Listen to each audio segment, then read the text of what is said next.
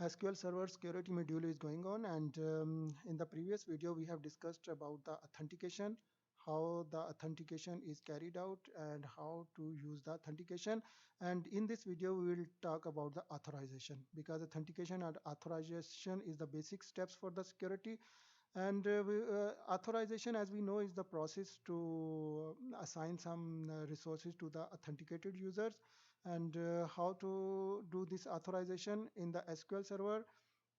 For the authorization, the SQL Server administrator must have to configure some components. And to configure these components, the process of configuration to these components is known as the authorization, and these are the components: principals, curable, and permissions. Before going into the details of these components, I want to give the overview of this authorization, and I want to give the demo in the SQL Server for this authorization. Now this is the SQL Server login. This is the Windows login, and this Windows login now want to connect with the SQL Server. So what will be the process? The SQL Server will authenticate this login. This login, SQL Server will verify that this is the login is identified or not. If it's identified, then it means it authenticated, and it will connect with the server. Now after connection, SQL Server will verify that what this login can do at the server level. And then the SQL Server verify the roles at the server levels. It's checking the server level roles, and after finding out, and it will assign that configure role to this login. So the administrator has have assigned the DB creator role to this login. This login can create the database. This login can alter the database at the server level. So this is the authorization at the server level. Now if this user want to enter into the database into this servers, because now it's entered into the server. In the server there are the users databases. So if the login need to connect with some user databases, so for that database this login must be authorized. So how this authorization will be implemented? The login, this user database has its own users. So the one of the user database user must be mapped with this login. Then this login can enter into this database. So this mapping will be the one-to-one. What it means that only one database user can be mapped with the one login. So this mapping is one-to-one, and when this login is mapped with the database users, now this user will behave with those rights which these users have. These users have the rights of the DB owner roles. It's so he can, this is the owner of the database. He can do anything in this database. So when this we map this user with this login, now this login can enter into database, and it can do the same activities what this user can do. So this is the authorization.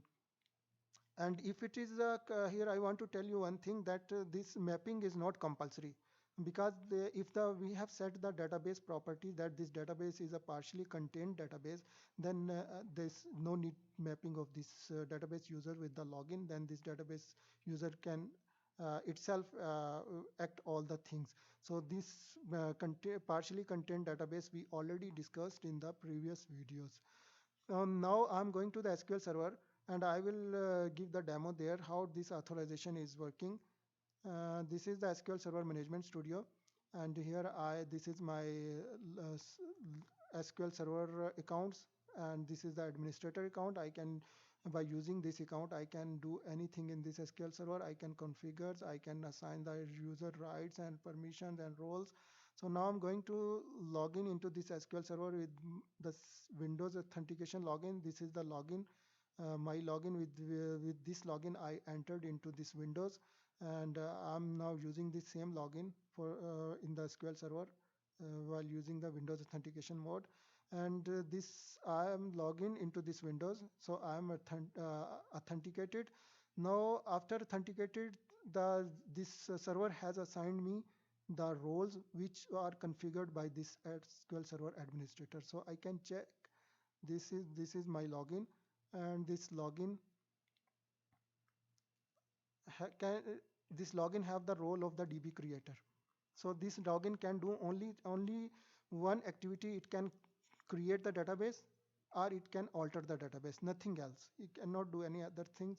And this public role, this role is assigned to every new login by default. So if we did not, the SQL Server administrator did not assign any role, then the default role is the public role.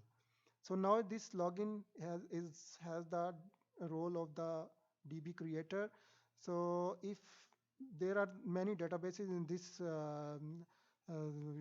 server, so if this login J Javed, this is the login at this laptop, JA-lab/Javed. If this login want to connect with some of one of these databases, like this is the test database, is this login want to go inside the database. Let's see, this is the authorized or not. This is not the authorized database. Its message is coming that database is not accessible by this login. So we have to map this login with this database user. Who can do? The SQL Server administrator can do this mapping. So this is the SQL Server administrator account, and the SQL Server administrator will go into this DB, and here are the DB users. It will create a new user, or it can map the existing user. So I'm, as an administrator, going to create a new database user. This is the database user test DB user, and I will map this database user with the login which I need. So this is the login with which I logged in into this SQL Server. This is the JAVED at this is Windows local login. So I will map the SQL Server user with this login. After mapping, I can connect with this database. Now this is the SQL Server administrator account who SQL Server administrates the configurations. Now if I will refresh, and I can check, uh, can I do the can I connect with this test database? Before I cannot connect, because this is the login before is not authorized for this database. Now I can connect. I can go inside into database. I can do uh, all the activities which this database mapped users have. So this is the process of authorization.